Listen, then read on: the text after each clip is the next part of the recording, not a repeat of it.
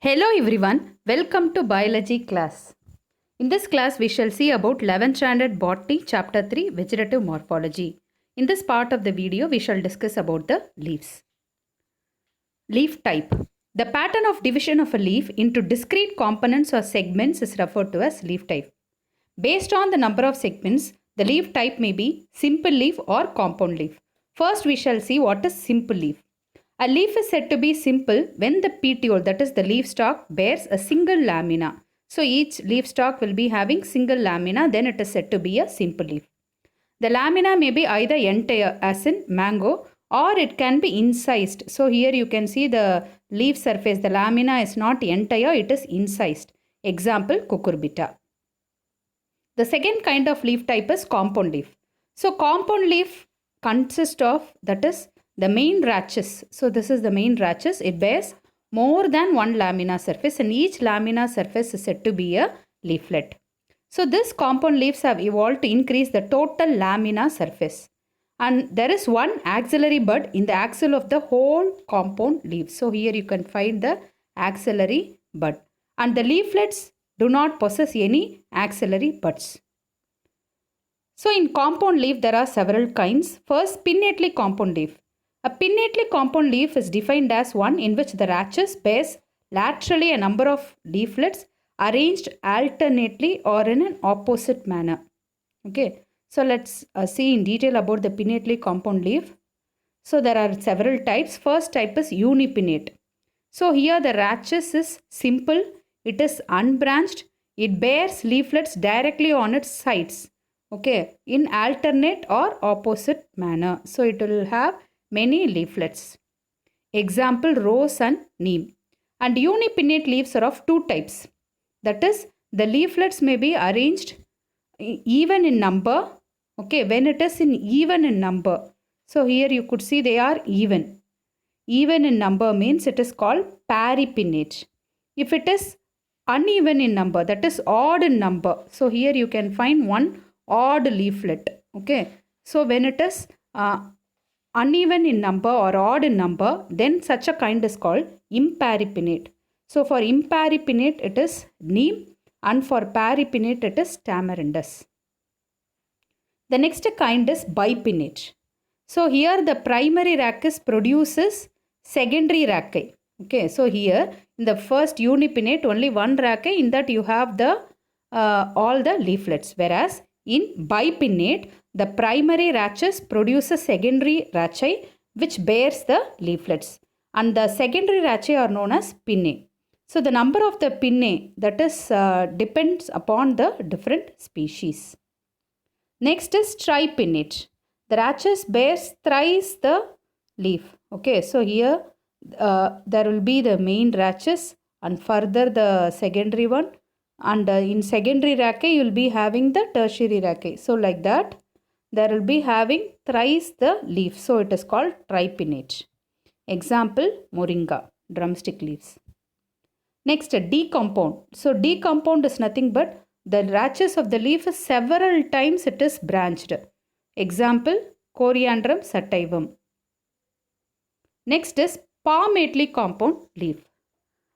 So palmately compound leaf is defined as one in which the petiole bears terminally one or more leaflets which seem to be radiating from a common point. Okay, so the like the fingers from the palm. First, unifoliate, a single leaflet is articulated, that is attached to the petiole. So single leaflet attached to the petiole means it is uni. Uni means one. Bifoliate, two leaflets. Okay, so here you could see two leaflets are articulated to the petiole is said to be bifoliate. Trifoliate, similarly three leaflets are articulated means, so here you could see 1, 2 and 3. So three leaflets articulated means trifoliate. Quadrifoliate, quadrifoliate means four leaflets, then it is called as quadrifoliate. Multifoliate are digitate. Okay, 5 or more leaflets. They are joined and spread like the fingers of the palm. So you have based upon the number of leaflets, so you have 5 different types in palmately compound leaves. Now we shall see about the leaf modifications. So the leaf gets modified into several structures. So let's see about the leaf modifications in detail. The main function of the leaf is to prepare the food through the process of photosynthesis. However, in some cases, the leaves may perform specialized function. So the first one, leaf tendrils. So the plant stem, in some plants, the plant stem is very weak and they have some special organs for the support. So some leaves are partially or wholly modified into tendril. Tendril are a slender, wiry, coiled structure. So here you can see these coiled structures are used for climbing, okay, and acts as a support. So sometimes the entire leaf can be modified into a tendril, lathyrus, or the stipule can get modified into tendril in smilax, or the terminal leaflet alone can get modified, or leaf tip can get modified into tendril, or the apical leaflet can get modified, or petiole can get modified into tendril. The second kind is leaf hook. So in certain plants, the leaves are modified into hook-like structures. So in cat snail, Bignonia, an elegant climber, the terminal leaflets. So here you could see it is modified into hook. So on the hook you could find 3 very sharp, stiff and curved hooks. So this resembles the nail of a cat. Okay, so that's why it is referred to as cat's nail. And these hooks cling to the bark of the tree, and this hooks acts as an organ for or support for climbing. So this is about leaf hooks. The next modification is leaf spines and prickles. Leaves of certain plants develop spinescent structure. So spines they can develop.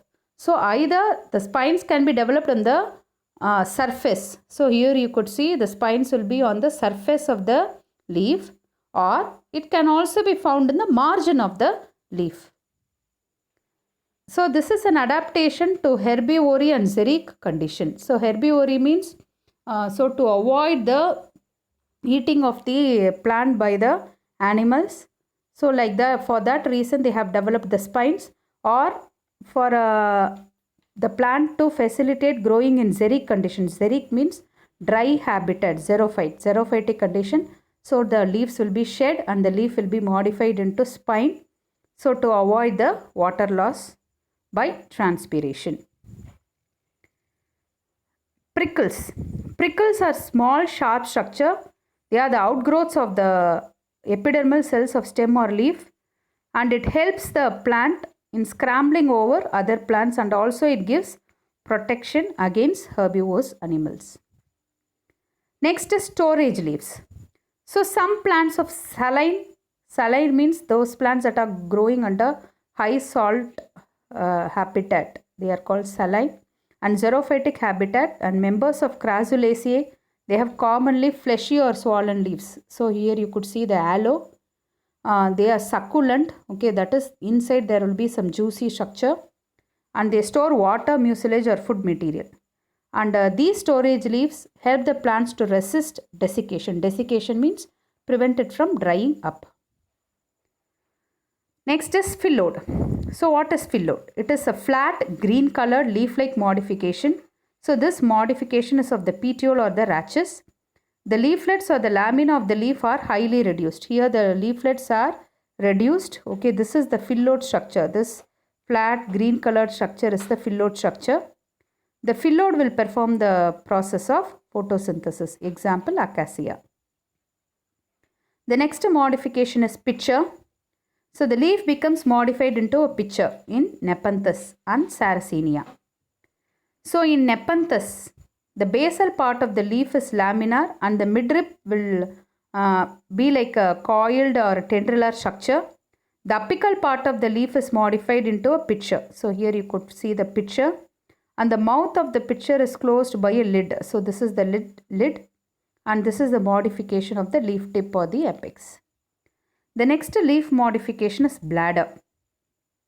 So in Urticularia, it is a rootless, free-floating or slightly submerged plant. Okay, so this is found in water body. The leaf is segmented, and the segments, that is the leaves, are modified to form bladder-like structure. Okay, so with the trap door entrance, so it will trap the aquatic animalcules, small organisms that are found in the water. Next is floral leaves. So the floral parts, what are the different floral parts? Floral parts are nothing but parts of a flower. Sepals, petals, stamen and carpel. So sepals are nothing but what? The calyx. Okay, the units of calyx are referred to as sepals, petals, corolla. Okay, the stamen and the carpel or the pistil. These are also modified leaves. Sepals and petals are leafy in structure and they are protective in function. They are non-essential reproductive parts. And the petals are usually colored. So this is useful for attracting the insects for pollination. And stamens are nothing but the pollen bearing microsporophyll, and so it will produce the microspores. And the carpels, they are the ovule bearing megasporophylls. So we have seen about the different leaf modification, and also we have discussed about the leaf types, simple leaf and compound leaf. The next is leaf duration. The leaves may stay and function for few days to many years, and it is largely determined by the adaptations to climatic condition. So based upon that you have different kinds, caducous or fagaceous. The leaf will fall off soon after the formation. Example, Opuntia Ancissus quadrangularis. Okay, so the leaves will fall soon after its formation. In Opuntia, so they are living under the xerophytic habitat. The leaves will fall off soon. Deciduous. The leaf will fall at the end of the growing season. So that at the end of the growing season, that is the winter or summer season, the plant looks leafless. So that condition is called deciduous. Evergreen. The leaf will persist throughout the year. Always it look like green. And the falling will be in a regular manner so that the tree is never leafless. And marcescent. The leaves not falling but withering on the plant. Okay, so that is they dry up. So it will not fall but it will be withered on the plant as in several members of Fagaceae. So these are the different kinds based upon the leaf duration. Thank you. Meet you in the next video.